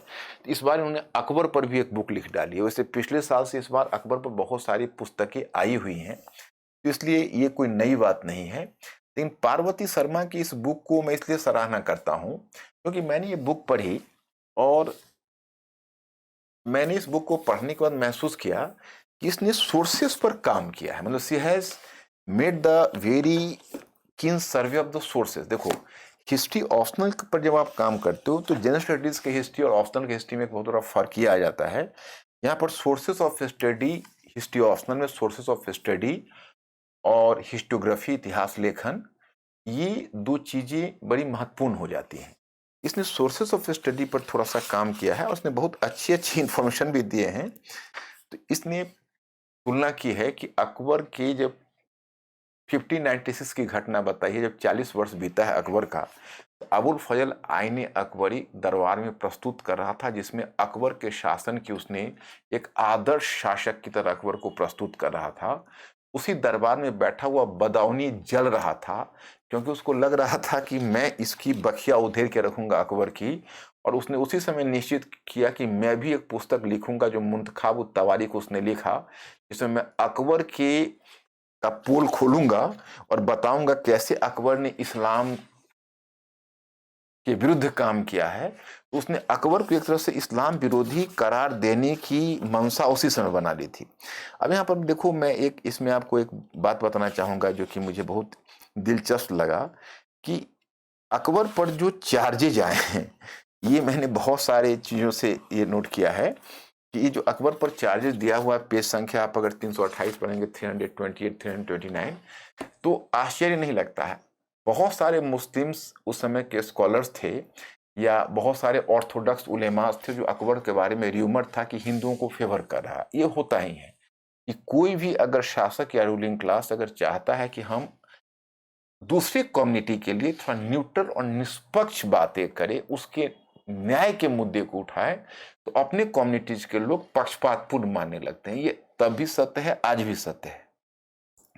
वही बात अकबर पर भी लागू हो रही थी। अकबर में बेसिकली वह हिंदुओं के साथ जस्ट व्यवहार करना चाहता था। तो उसके बारे में र्यूमर यह है कि एकादशी के दिन अकबर ने बाजार में वस्तुओं की बिक्री पर पाबंदी लगा दी है, क्योंकि लोग खाना दिन में ना खाएं, क्योंकि हिंदुओं को फेवर कर रहा है। जबकि वही वो कह रहा है रमजान के समय उसने खुली छूट दी है हर कुछ की बिक्री की और खाने पीने की।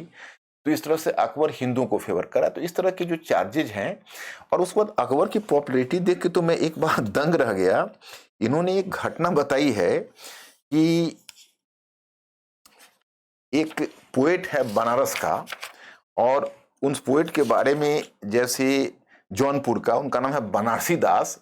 वो स्टेयर्स पर बैठे हुए थे, उनको सूचना मिली अकबर के मरने की। तो इतना गहरा सदमा लगा कि वो सीढ़ी से गिर गए, उनका सर फूट गया, और पूरी क्षेत्र में हिंसा जैसी चीज फैल गई। लोग इतने असुरक्षित हो गए कि अकबर के डेथ का मतलब हुआ कि पता नहीं अब हिंदुस्तान का क्या होगा। ये मेरे लिए एक नई इंफॉर्मेशन था कि क्या अकबर कॉमन पीपल के लेवल पर इतना पॉपुलर था कि उसका डेथ ने इतना ज्यादा पैनिकी क्रिएट कर दिया जौनपुर बाजार में।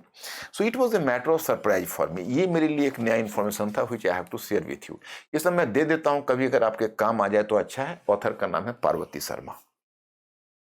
तो चलिए अब मैं आगे देखता हूं।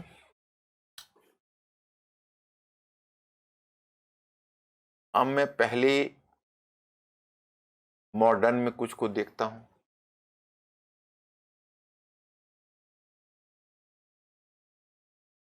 मॉडर्न में चलिए मैं यही देखता हूं पहले। ये एक आया है पीटर स्टैनली का हुल हुल। हुल किसे कहते हैं? जनजातीय मूवमेंट को हुल कहा जाता है। दैट इज कॉल्ड हुल हुल। ये बुक तो मैंने 1 वीक पहले खरीदी है। ये लेकिन मैंने देख लिया है। मैंने क्या कहा है, क्रिटिकल रीडिंग नहीं किया है, बट स्किमिंग इस बुक की कर डाली है। Basically that is on Santhal revolt. देख रहे हैं आप, पीटर स्टैनली की बुक है the suppression of the Santhal rebellion in Bengal 1855। देखिए, संथाल रेविलियन पर अब मैं ये तो नहीं कर सकता, यूपीएससी अनप्रिडिक्टेबल है, कौन से क्वेश्चंस आ जाएंगे कौन से क्वेश्चंस नहीं आएंगे, ये मैं नहीं कर सकता। लेकिन संथाल और मुंडा टॉपिक ऐसा है जो हमेशा इंपॉर्टेंट होता है, जिसको कभी भी आप ले सकते हैं, उसमें कहीं कोई आश्चर्य की बात नहीं है। तो खासकर संथाल चर्चा में काफी है, क्योंकि संथाल रिवोल्ट को आज तक का सबसे बड़ा ट्राइबल रिवोल्ट माना जाता है। और सबसे बड़ी बात यह है कि ये बुक जो हुल हुल है, इसमें इन्होंने एक दो बातें जो कही है, so I have to share with you. इनका ये कहना है कि देखिए, इसमें if not for the famous Indian Mutiny Rebellion 1857, the Santhal Hul of 1855 would today be remembered as the most serious uprising that the East India Company ever faced. मतलब 1857 के महाविद्रोह से पहले ईस्ट इंडिया कंपनी को इतना बड़ा किसी विद्रोह का सामना नहीं करना पड़ा होगा जो संथाल विद्रोह का है। बंगाल सेना की 10% बंगाल आर्मी की सेना लगी हुई थी। अब बताइए, बंगाल आर्मी में लगभग 1,36,000 सैनिक थे, और अगर 10% सैनिक लगे होंगे तो कम से कम इसमें 13,000 सैनिक लगे होंगे। और 13,000 सैनिक संथाल को दबाने के लिए लगे हुए हों। It was just an extermination. ये युद्ध नहीं था, ये एक तरह से मैसेकर था। उनको कैसे मारा गया, 10,000 संथाल मारे गए इसमें। पीटर स्टैनली ने दिया है कि आश्चर्य का विषय है किसी भी ब्रिटिश सोर्स ने इसकी चर्चा तक नहीं की है। अगर इसकी चर्चा की है तो बाद में इंडियन हिस्टोरियंस ने लिखा है, पीटर स्टैनली नाम आप कोट कर सकते हैं, इंडियन हिस्टोरियन ने लिखा है या एंथ्रोपोलॉजिस्ट ने इस पर काम किया है। मतलब इस तरह से संथाल के इस रेवेलियन को एक डिस्टर्बेंसेस दिखाकर छोड़ दिया गया है पुलिस रिकॉर्ड में, जबकि सीरियस हिस्टोरियन किसी भी कॉन्टेम्पररी ब्रिटिश हिस्टोरियन ने इसके बारे में नहीं लिखा है, जबकि इतनी बड़ी घटना है ये। It is really a matter of surprise for the historians. और इसीलिए इस पर इन्होंने बड़ा कॉम्प्रिहेंसिव काम किया। वैसे भी संथाल पर अकेला एक पुस्तक आना अपने आप में बड़ी चीज है। मुझे लगता है कि स्टूडेंट्स को इस बात की सूचना होनी चाहिए। That's why I have given to you the information. अब इसको मैं यहां रखता हूं।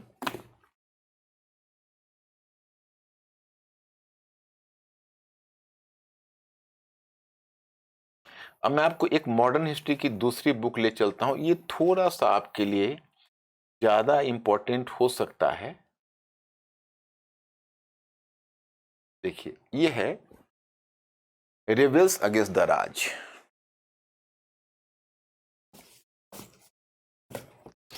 देखिए, ये रेबेल्स अगेंस्ट द राज है। यह है रामचंद्र गुहा की पुस्तक है। रामचंद्र गुहा ने यहां 7 ऐसी वेस्टर्नर्स को चुना है जिसने इंडिया के नेशनल मूवमेंट में बड़ी इंपॉर्टेंट भूमिका निभाई। देखिए, मैं वैसे भी आपको बताना चाहूंगा कि ये इसलिए भी इंपॉर्टेंट है स्टूडेंट्स के लिए कि आप अगर पीछे चलिए 2013 में जाइए, आपके जीएस के क्वेश्चन पेपर को आप उलट के देख लीजिए। पहले साल सिलेबस में चेंज हुआ था, उसमें वो लिखा हुआ है कि वैसे विदेशियों का मतलब describe about the foreigners who were settled in India and who sacrifice their life for the betterment of India for the national liberation of India. तो वो वैसे फॉरेनर्स के बारे में लिख रहा है कि जो फॉरेनर्स भारत में रहकर बसकर और भारत के लिए काम किया है। तो ये 2013 में ऑलरेडी पूछ चुका है। और चूंकि रामचंद्र गुहा एक रिप्यूटेड हिस्टोरियन है और हमारे नेशनल मूवमेंट एक इंपॉर्टेंट टॉपिक है, तो हो सकता है हमें ऑप्शनल में क्वेश्चन कभी पूछ डाले कि वैसे विदेशियों के बारे में लिखें या वैसे विदेशियों पर प्रकाश डाले जो राष्ट्रीय आंदोलन में महत्वपूर्ण भूमिका निभाई है, या through light on the foreigners who played a significant role in Indian national movement. तो मैं इनकी लिस्ट को कॉम्प्रिहेंसिव तो नहीं मानता। मैं स्टूडेंट्स, मैं इसको कॉम्प्रिहेंसिव नहीं मानता क्योंकि इसमें इन्होंने केवल 7 वेस्टर्नर्स को चुने हैं। 7 वेस्टर्नर्स में इन्होंने कुछ एक नाम चुने हैं, जैसे इसमें 5 ब्रिटिश, 4 ब्रिटिश हैं, 1 आयरिश हैं और 2 अमेरिकन हैं। तो इतने को चुना है। और ये सब ऐसा नहीं कि फ्रीडम फाइटर ही है, ये सब कोई है जो इन्वायरमेंट के लिए काम कर रहा है, इन्वायरमेंट प्रोटेक्शन के लिए काम कर रहा है, कोई है जो किसी ट्राइबल्स के प्रोटेक्शन के लिए काम कर रहा है, कोई है जो एजुकेशन के प्रमोशन के लिए काम कर रहा है। अब जैसे देखिए, सरला बहन और मीरा बहन है, तो गांधी के ही संरक्षण में थी और उन्होंने भी काम किया, बहुत कुछ हॉस्पिटल के विकास के लिए भी काम किया, शिक्षा के विकास के लिए भी काम किया। तो जो इन्होंने, क्योंकि इनका कहना है कि फ्रीडम का तो एक बड़ा ही ब्रॉडर आइडिया है, ब्रॉडर। तो जो फ्रीडम का जो विचार है, स्वतंत्रता का मतलब कोई राजनीतिक स्वतंत्रता ही नहीं होती है। स्वतंत्रता का मतलब है आर्थिक स्वतंत्रता भी, स्वतंत्रता का मतलब है सामाजिक स्वतंत्रता भी। बड़ा ही ब्रॉड अर्थ में लिया है। देखिए, मैं जो इस पर प्रकाश डालना चाहूंगा, जो मुझे सबसे इस बुक की कोई चीज जो इम्प्रेस किया वो ये है कि इन्होंने इसको डिफाइन किया कि हमारा जो नेशनल मूवमेंट है कितना कॉस्मोपॉलिटन आउटलुक रखता था, इतना उसका विश्ववादी नजरिया था कि फॉरेनर्स को भी अट्रैक्ट किया हो। और ये फॉरेनर्स जो आए हुए थे, ये रेवेल अगेंस्ट द राज, ये वे फॉरेनर्स नहीं थे। देखो, 2 तरह का फॉरेनर्स है। एक को कहते हैं ब्रिज बिल्डर्स। ब्रिज बिल्डर्स का मतलब यह हुआ कि जो पश्चिमी समाज और भारतीय समाज के बीच एक खाई को पाट करके, देखो भाई, आप भाई भाई हो, मिलकर रहो। ये वो फॉरेनर्स नहीं है ना। ये वो फॉरेनर्स है जिसको कि विलियम डेलिम्पल ने व्हाइट मुगल्स लिखा है। व्हाइट मुगल्स का मतलब है वैसे मुगल्स, यानी वैसे ब्रिटिश जो व्हाइट स्किन्ड थे परंतु आके मुगल संस्कृति को अपना लिया, मुगल की तरह हरम डेवलप कर लिया, मुगल की तरह लग्जरी को अपना लिया और मुगल के स्टाइल में रहने लगे, जैसे वारेन हेस्टिंग्स है या चार्ल्स मेटकाफ है जो 18वीं सेंचुरी में रूल कर रहे थे इंडिया में। ये वैसे ब्रिटिश नहीं है, वैसे अमेरिकन नहीं है, ये वैसे व्हाइट्स हैं जिन्होंने इंडियन नेशनल मूवमेंट के लिए सैक्रिफाइस किया। और उन्होंने सैक्रिफाइस इसलिए नहीं किया, वो अपने देश के प्रति डिसलॉयल नहीं थे, गद्दार नहीं थे। वो इस बात को जानते थे कि भाई फ्रीडम अगर आपके लिए है तो दूसरों के लिए भी है। For them the freedom is indivisible. You cannot ensure freedom for Britishers and Americans if you are going to deny the same freedom to Indians and others. इसलिए वो बेसिकली फ्रीडम लवर्स हैं, उनके लिए फ्रीडम की परिभाषा कोई संकुचित परिभाषा नहीं है। इसमें इन्होंने जो 7 नाम चुने उसमें इन्होंने मिसेज एनी बेसेंट, आप तो जानते हो बहुत फेमस है, 1893 में आई है। बेंजामिन गाय हॉर्नीमैन, यह वह व्यक्तित्व हैं जिसने जालियांवाला बाग मैसेकर के बारे में सबसे पहले दुनिया को समाचार दिया। और इन्होंने इतना ही नहीं, प्रेस एसोसिएशन ऑफ इंडिया बनाया है, प्रेस की आजादी के लिए जीवन पर्यंत ये संघर्ष करते रहे। सैमुअल एवंस स्टोक्स जो न्यू जर्सी यूएसए से थे, ये शिमला हिल्स में वहाँ के ट्राइबल लोगों के उत्थान के लिए काम किया, उनके मेडिकल फैसिलिटीज के लिए काम किया है। गांधी के रेवोल्यूशन में भी हिस्सा लिया है। भारत से इतनी प्रभावित थे कि सैमुअल नाम बदल के सत्यानंद रख लिया था। और मैडिलिन स्लेड है, मैडिलिन स्लेड वो ब्रिटिश महिला जो आपको मीराबेन के नाम से जानी गई और गांधी जी के साथ उनके आश्रम में। और जो फिलिप एस्प्रैट है, फिलिप एस्प्रैट वो ब्रैडली के साथ है जो ब्रिटिश कम्युनिस्ट थे, जिसने यहाँ पर कम्युनिस्ट मूवमेंट में पंजाब के कम्युनिस्टों को ऑर्गेनाइज किया, जीवन पर्यंत यहाँ पर भारत में कम्युनिस्टों के लिए काम करते रहे। तो यह फिलिप, इनको मेरठ षड्यंत्र केस में भी इनको इम्प्लीकेट किया गया, इनको मेरठ षड्यंत्र केस में फंसाया गया, इन पर मुकदमा चले, फिर भी ये पीछे नहीं हटे। फिर उसके बाद राल्फ रिचर्ड कैथलीन है जो यूएसए की हैं, और कैथरीन मैरी है, कैथरीन मैरी हेलीमैन है जो आप देखो उदयपुर में स्कूल बनाया था और सरला बेन के नाम से जानी गई, सरला इसका नाम पड़ा, जो इंडियन नेम को अपना लिया। लेकिन इन्होंने खुद कहा है कि मैंने बहुत सारे ऐसे को छोड़ दिए हैं, जैसे लॉरी बेकर है, साउथ इंडिया में गरीबों के निवास को विकास के लिए काम किया है। वेरियर एल्विन हैं जिन्होंने जीवन पर्यंत ट्राइबल्स के लिए इंडिया में काम किया है। और ऐसे बहुत सारे व्यक्तित्व हैं, जैसे आप देखोगे CF एंड्रयूज हैं, दीनबंधु के नाम से जाने गए। तो मतलब देयर सो मेनी वेस्टर्नर्स, लेकिन इसको भी हम लोग दृष्टिपथ पर रखें, कभी काम आ जाए, हो सकता है। तो ये आपका रामचंद्र गुहा की ये बुक। अब मैं आपको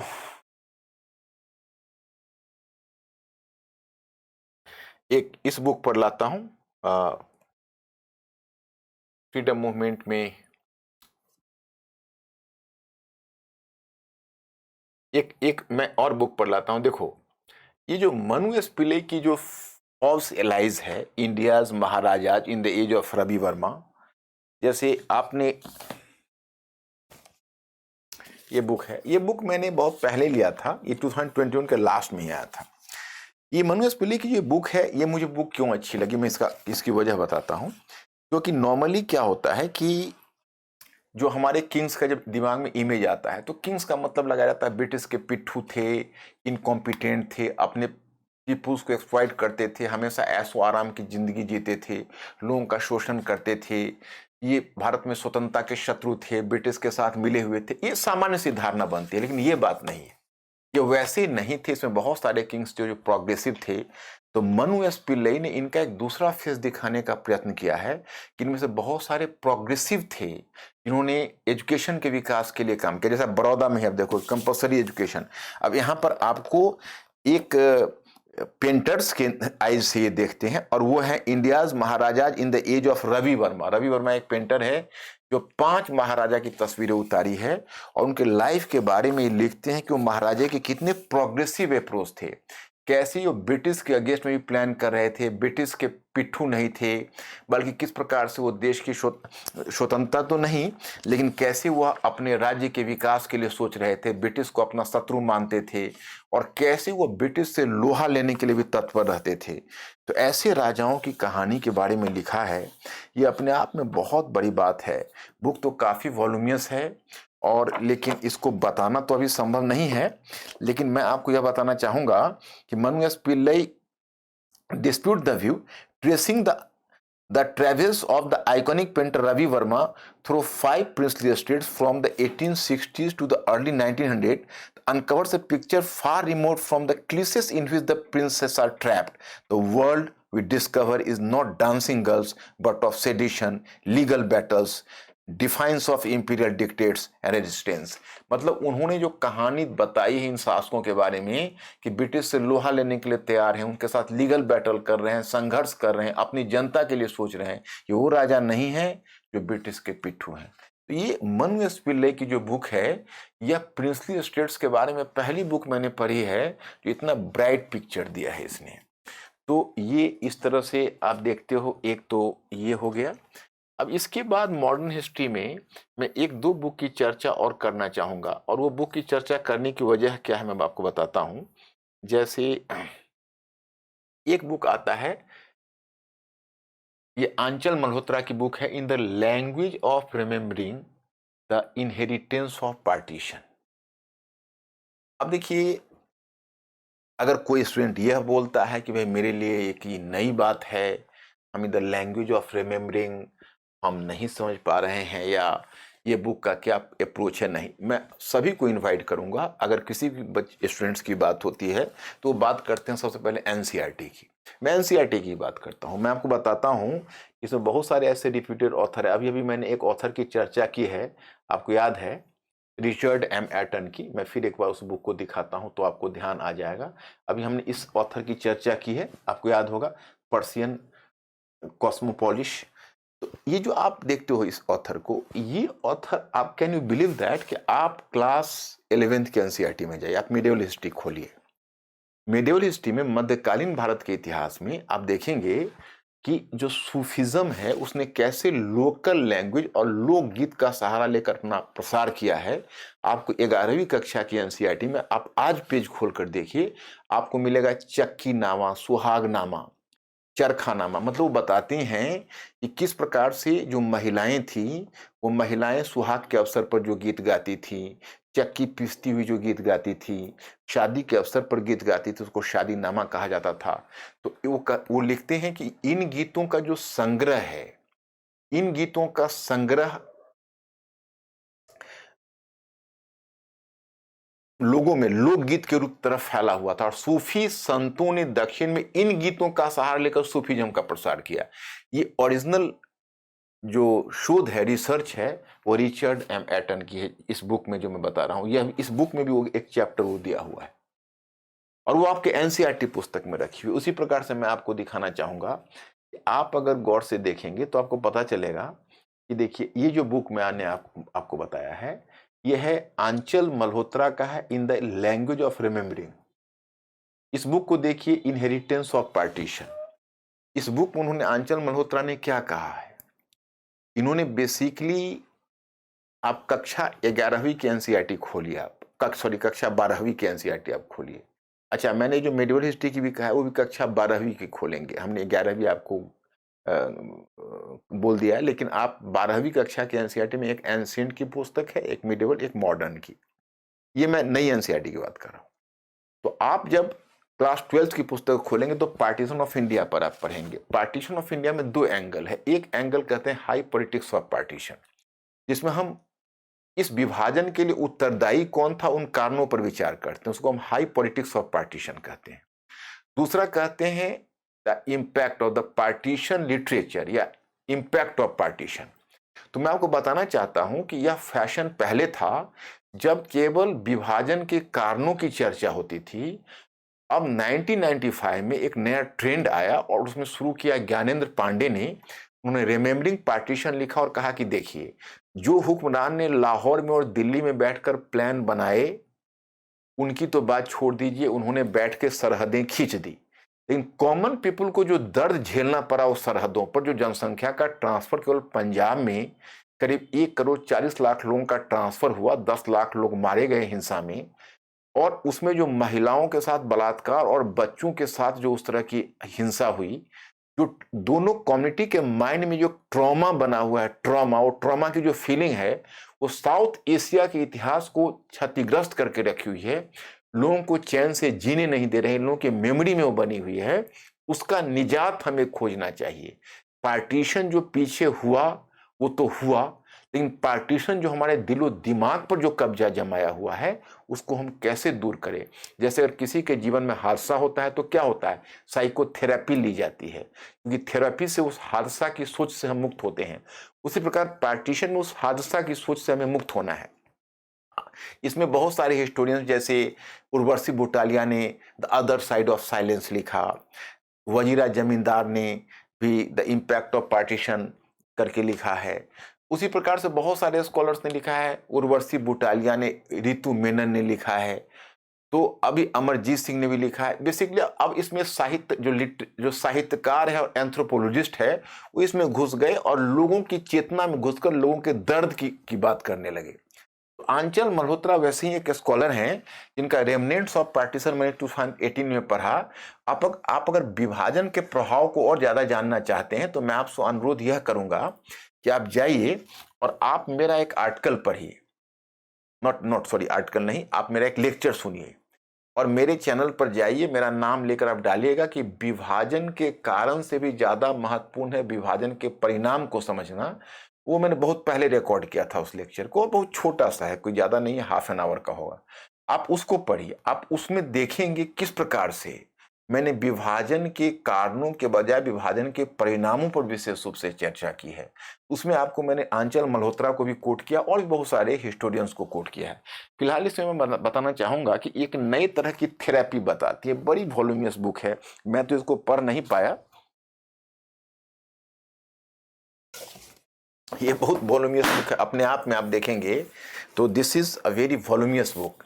इसमें in the language of remembering, Anchal Malhotra in the language of remembering, मतलब इसमें बताते हैं कि भाई किस तरह से पार्टीशन के का थेरापेटिकल इम्पैक्ट कैसे हो सकता है। तो थेरापेटिकल इम्पैक्ट यही हो सकता है कि हम लोग दोनों तरफ की कहानियों को सुने, दोनों अपने अपने दर्द को सुनाएं। अगर हिंदू सफर किया तो मुसलमान भी सफर किया।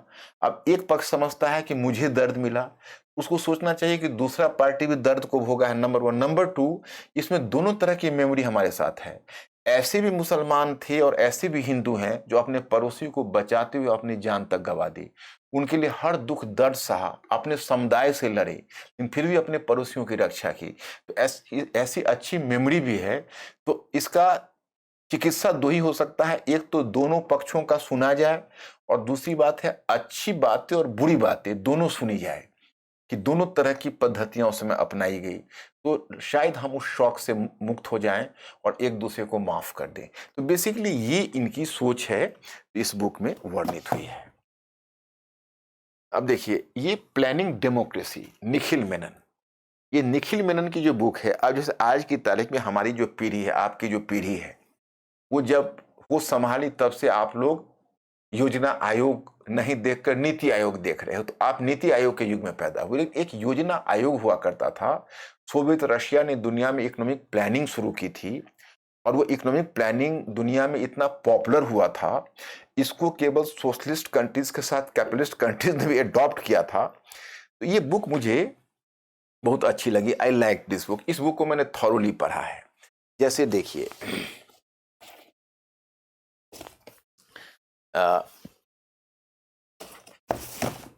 यह है प्लानिंग डेमोक्रेसी। ये जो प्लानिंग डेमोक्रेसी बुक है, इसको ये मुझे बहुत अच्छा लगा। बहुत अच्छा लगने की वजह यह है कि जैसी इंडिया ने दुनिया को बहुत सारे क्षेत्रों में बहुत कुछ दिया, लेकिन लोगों को पता नहीं। अगर आज की तारीख में अगर मैं पूछूं एक औसत हिंदुस्तानी से कि आपने दुनिया को क्या दिया, तो कहेंगे स्वतंत्रता आंदोलन में हमने सत्याग्रह दिया। लेकिन वह नहीं जानते हैं कि नहीं, हमने राष्ट्र निर्माण का भी एक मॉडल दिया था। उसी प्रकार से हमने एक और मॉडल दिया। इनका ये कहना है, मतलब प्लानिंग डेमोक्रेसी का इनका कहना है कि हम गरीब देश थे, हम डेमोक्रेसी को अफोर्ड नहीं कर सकते थे और अमीर देश बार बार चैलेंज कर रहे थे कि भाई आप डेमोक्रेसी को लेकर चल तो रहे हो, चुनाव तो करवा रहे हो, लेकिन आप टिक नहीं पाओगे, आपकी डेमोक्रेसी ध्वस्त हो जाएगी। क्योंकि आपका जो इकोनॉमिक इनकम है, आपकी जो आय है, आपकी जो प्रति व्यक्ति आय है, आपकी जो अर्थव्यवस्था की जो एक ओवरऑल स्थिति है इस लायक नहीं है कि आपके डेमोक्रेसी के कॉस्ट को बियर कर सके, तो you are 100% expected to be defeated. आपको डिफीट होना और होना तय है। तो अब ऐसी स्थिति में हमने क्या किया कि डेमोक्रेसी को तो अपनाया, वन मैन वन वोट तो किया, लेकिन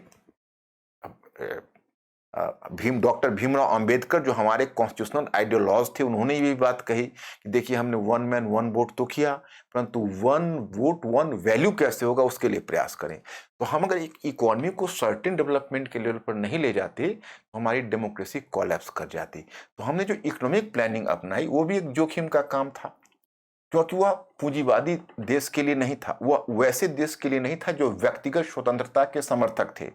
वो एक ऐसे देश के लिए था जो देश एक समाजवादी देश थे, जो व्यक्ति की स्वतंत्रता का समर्थक वो देश नहीं था।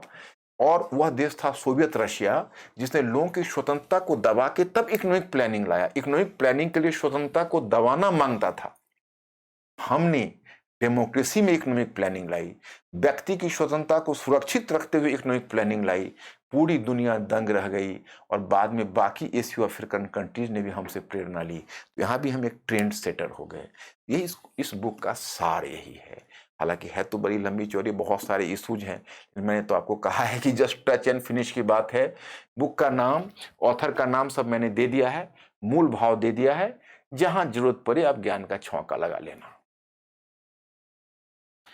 अब ये तो हो चुका। अब इसके बाद में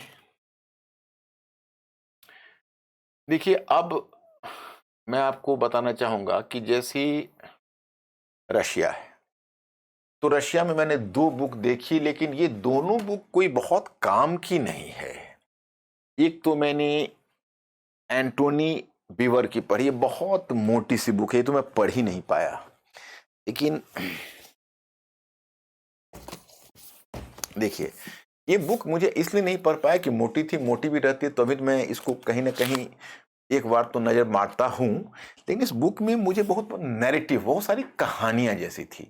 एंड स्टोरी पढ़ने का टाइम होता नहीं। हम क्रिटिकल एनालिसिस चाहते हैं कि भाई रशियन रिवॉल्यूशन पर कोई अगर एक व्यू दिया हो, तो इसमें हमें कोई वैसा ही चीज मिली नहीं। बस बेसिकली एक रशियन रिवॉल्यूशन को 1917 टू 1921 में जो हुआ है, अब 17 में हुआ और 21 तक लेनिन ने जब तक वहां पर रशिया में एक मजबूत शासन व्यवस्था, कम्युनिस्ट गवर्नमेंट की स्थापना नहीं की है, एक तरह से गृह युद्ध की स्थिति है, सिविल वॉर।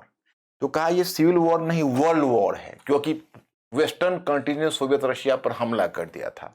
ये सिविल वॉर न कह के वर्ल्ड वॉर बोल रहा है। यही एक नई चीज इसमें मुझे दिखी, और कोई नई चीज ऐसी दिखी नहीं।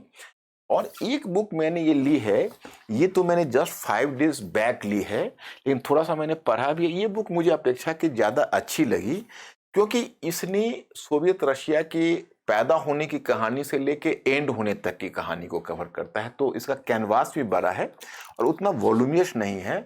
और सबसे बड़ी बात यह है कि इसने लास्ट में जो सोवियत रशिया का डिमाइस हुआ है, जैसे आपने मेरा मिखाइल गोर्बाचोव का लेक्चर सुना होगा, तो वहां पर आपने देखा होगा, इसमें इसने दिखाया कि देखो सोवियत रशिया क्रांति से हुई, क्रांति से सोवियत रशिया का गठन हुआ, लेकिन क्रांति से समाप्त नहीं हुई है। उसमें हुआ यही है कि जो कम्युनिस्ट गवर्नमेंट है, that was it did the abdication of its duty, मतलब उसने अपनी सत्ता को छोड़ दिया। लेकिन ऐसा नहीं कोई क्रांति हुई इसलिए सोवियत रशिया में कम्युनिज्म का विनाश हुआ।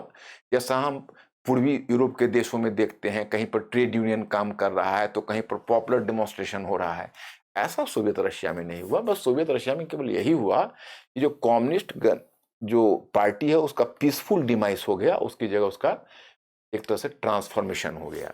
तो ये एक तरह का इसमें यह विचार है, लेकिन ये मुझे लगता है बहुत आपका यूज में आएगा नहीं। हाँ, मैं ये कहना चाहूंगा कि सोवियत रशिया पर मैंने अपने जो टेस्ट सीरीज है, टेस्ट सीरीज में भी मैंने ये मुद्दा उठाया है और मैंने इस क्वेश्चन को डील किया है। सोवियत रूस पर जो मेरा प्रश्न है, हम 2 बातें, मेरा गेस वर्क मैंने बच्चों को दिया है कि आपसे पूछ सकते हैं लेगेसी ऑफ कोल्ड वॉर करके पूछ सकते हैं, जैसे अभी है, मतलब लेगेसी करके नहीं पूछ सकते, आपको ऐसे पूछ सकते कि शीत युद्ध तो समाप्त हो गया, परंतु वो नए तरह के संघर्ष के लिए रास्ता खोल दिया। वो रशिया यूक्रेन के कॉन्फ्लिक्ट की तरफ इशारा कर देंगे। Although Cold War ended, but it created the way for the new sorts of conflict in the world. इस तरह से क्वेश्चन का फॉर्म वो दे सकते हैं। तो सोवियत रशिया तो इम्पोर्टेंट आपके लिए है, आपके लिए नेटो इम्पोर्टेंट है इस बार।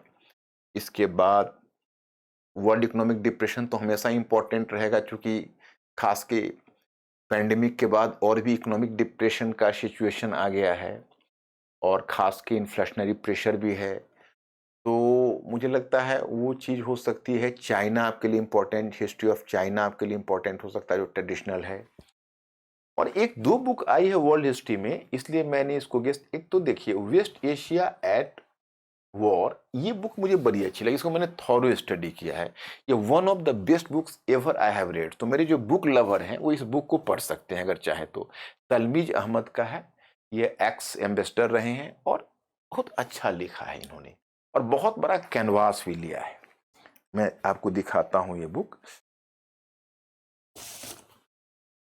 एशिया एट वॉर, ये तलमीज अहमद की बुक है और बहुत बड़ा कैनवास लिया है इन्होंने पकड़ा है और इसको लिया है कॉन्टेम्पररी, यानी 2021 तक लाए इस बुक को। और शुरू किया है, कहां से स्टोरी शुरू की? 1798 में नेपोलियन बोनापार्ट ने जो फ्रांस पर अटैक किया है, it was the first encounter between Islam and French revolution. 1798 में जो नेपोलियन का हमला है इजिप्ट में, ये बहुत बड़ी घटना मानी जाती है in the history of Islam and the world, because ये फ्रेंच रिवॉल्यूशन का पहला कन्फ्लिक्ट था इस्लाम के साथ, पहला कन्फ्रंटेशन था।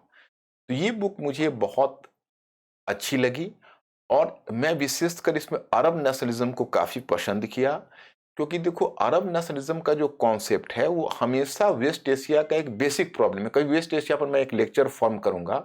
फिलहाल मैं अपने स्टूडेंट्स को बताना चाहूंगा कि अरब नेशनलिज्म वर्सेस पैन इस्लामिज्म, इसको हमेशा दिमाग में रखना। अरब राष्ट्रवाद बनाम अखिल इस्लामवाद, क्योंकि अरब राष्ट्रवाद का मतलब हुआ कि कुछ ऐसे वेस्ट एशियन, कुछ ऐसे अरबियन कंट्रीज हैं जो अरब राष्ट्रवाद के नाम पर एकता की बात करते रहे पूरी हिस्ट्री में। लेकिन जो इस्लाम है वो इस्लाम राष्ट्र के संदर्भ में नहीं सोचता है, वो अखिल विश्व के संदर्भ में सोचता है और इस्लाम का दायरा बहुत बड़ा है। तो जब भी कभी इस तरह के अरब राष्ट्रवाद का मुद्दा उठा तो अरब राष्ट्रवाद के साथ एक अखिल इस्लामवाद का मुद्दा अवश्य उठा है। तो मैं आपको बताना चाहूंगा कि जो अरब राष्ट्रवाद प्लस अखिल इस्लाम, ये दोनों के बीच ये हमेशा कोई ना कोई एक इश्यू रहा है। तो जैसे आप देखेंगे कि शुरू में इजिप्ट है, मिस्र है, तो मिस्र में कर्नल नासिर है, उसने अरब राष्ट्रवाद का झंडा उठाया, तो सऊदी अरेबिया ने अखिल इस्लामवाद का झंडा उठा लिया। तो ये इन दोनों को कंपैटिबल बनाना ये हमेशा चुनौती रही इतिहास में। तो आपको तो बहुत कॉन्टेम्पररी में वर्ल्ड हिस्ट्री में नहीं पूछेंगे, अगर पूछेंगे तो इसी मुद्दे को पूछेंगे। वैसे तो एक दो और भी बुक्स हैं, जैसे आपको एक बुक आपका आता है ओपियम इंक, थॉमस मैनुअल का है, how a global drug trade funded the British Empire. मतलब कैसे ब्रिटिश ने चाइना में एक ओपियम वॉर किया और कैसे उन्होंने इंडिया के ओपियम चाइना में बेचकर एक ट्रायंगुलर ट्रेड खड़ा किया, इस पर ही ये पूरा बुक है। लेकिन मुझे नहीं लगता कि इस बार वैसा इंपॉर्टेंट हो सकता है, चाइना से संबंधित तो आपसे पूछे, लेकिन ये मुझे बहुत ज़्यादा इंपॉर्टेंट नहीं लगता।